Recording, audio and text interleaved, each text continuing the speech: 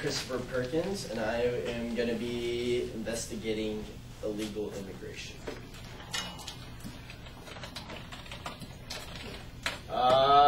Before I start with my information, I just wanted to, this is just kind of some pre-thought notions about America. America was founded by immigrants. Most of them were escaping persecution and seeking new rights. America is also considered the land of opportunity, and people come here searching for the American dream.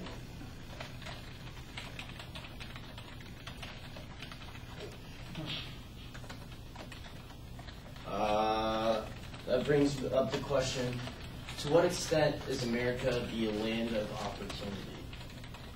I just want you to think about that question, and then I'm going to go ahead and continue with my presentation. All right, legal immigration.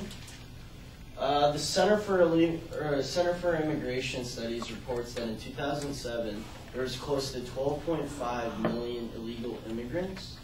And then right here, I break it down by percentages of where the country they're from, or well, it's only one country, and then the other are the continents that they're from.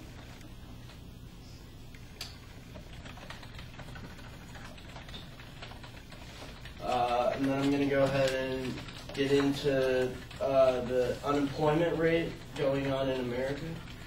And as of October 5th, 2012, the Bureau of Labor Statistics reported that there was 12.1 million unemployed Americans. And today there are close to 15 million people who are on welfare. That's close to 4.1% of America's total population. And altogether, America spends $131.9 billion for welfare recipients.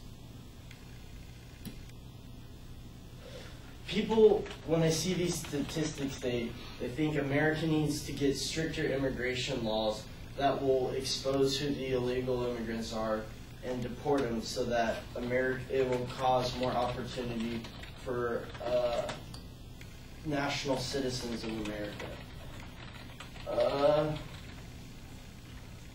People also want to keep American jobs for American people, and also they feel if we were to get stricter immigration laws, we would be able to decrease the unemployment rate, which in return would decrease the total amount given to welfare recipients, which would also decrease the national debt.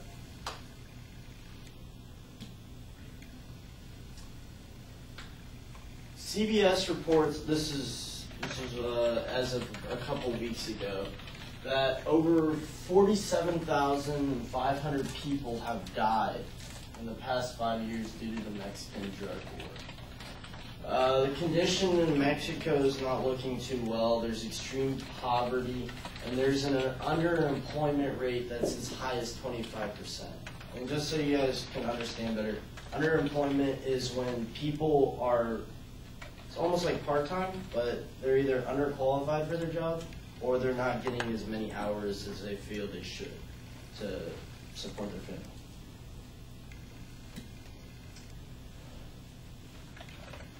All right. Now I want you to think, should American jobs be given to American citizens or immigrants seeking new opportunity? Then also, I want you to take into consideration, should Americans allow illegal immigrants to enter the country so that they evade persecution? I want to go ahead and get some of you guys' opinions about this situation. Okay. Persecution, do you mean like legal troubles? Not just legal troubles, but also it was mainly aimed for the Mexican drug cartels that are persecuting the Mexicans that don't. I was going to say, I think if they're just coming here for better opportunities, and we should try our best to help them, not just completely hand everything to them, but to try and help them get what they need. If they're here and they're criminals in their home country, then we need to do is, I think it is our responsibility to fix that issue, to send them back and use, so they get the corrected, so they can be corrected, I guess, in what they've done. Anyone else? Yeah, I agree. I think we should allow people to come here if they want better opportunities to support their family and a better way of life for their children. Does that make sense? I'm not saying America's always like that, but if they're looking for at least an option to improve their life quality, I don't think drug cartels obviously are good in any way, but I think that's kind of a different aspect of, like, it's not the same thing. It's just like people coming here to find a different way of life. Just on your comment, were you referring to the Mexican drug cartels as being like a good reason why people should leave Mexico, or a good reason why? I mean, the drug cartels reach into the U.S., so it's not like they're totally avoiding them. But I mean, I think of normally people coming to America for like job opportunities and more freedom and not as strict regulations. I'm not gonna go too biased towards one side, but just on that comment, one of my statistics was that there was over 47,500 people killed total in this Mexican drug cartel war, this Mexican drug war. And if you count up how many there's in America, it probably won't even come close to that. So I just want you to think about that. So, I mean, I think that, like, in regards to like them coming here to, you know, evade persecution, I think that it's their responsibility as a country to combat that threat, and that, you know, we have people here that are actual American citizens that they're not feeding their own families, like you said, that you talk about welfare and stuff, that they're underemployed and can't feed their own families. So, I mean, I still think it would make sense to have somebody who's not even from our country come and take another job. Should American jobs be given to them? I don't know if they should. But I feel like that, you know, your presentation is about the land of opportunity. And I feel like if people want to come to America to benefit themselves, then, you know, more power to them. Because there are a lot of people who come to America, or who are already in America, who have the opportunities but don't use them. So it goes like, why should we punish these people for wanting to come over here when there are people who are already over here and don't use the opportunities that they're given? Sounds good.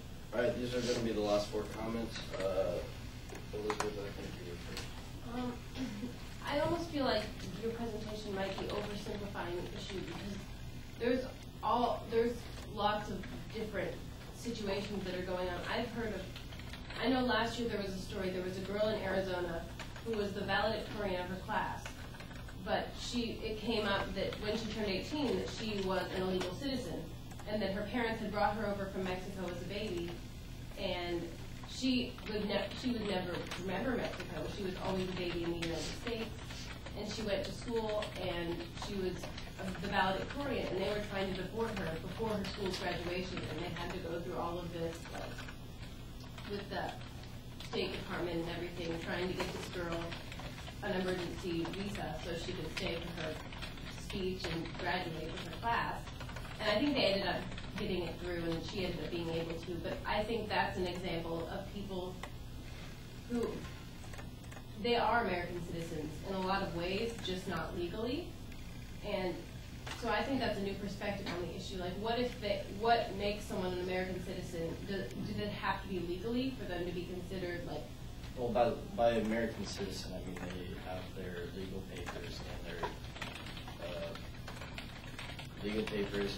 their birth certificate is for an American citizen. But if you think about it, if this person in every other way is an American citizen, should they still be able to have an American job, and to be able to revel in the success that they've gotten in their life? Is it unfair that the girl was valedictorian but she was an illegal citizen? I don't think so. She worked just as hard as anybody else would. All right. Richie? I'm sorry.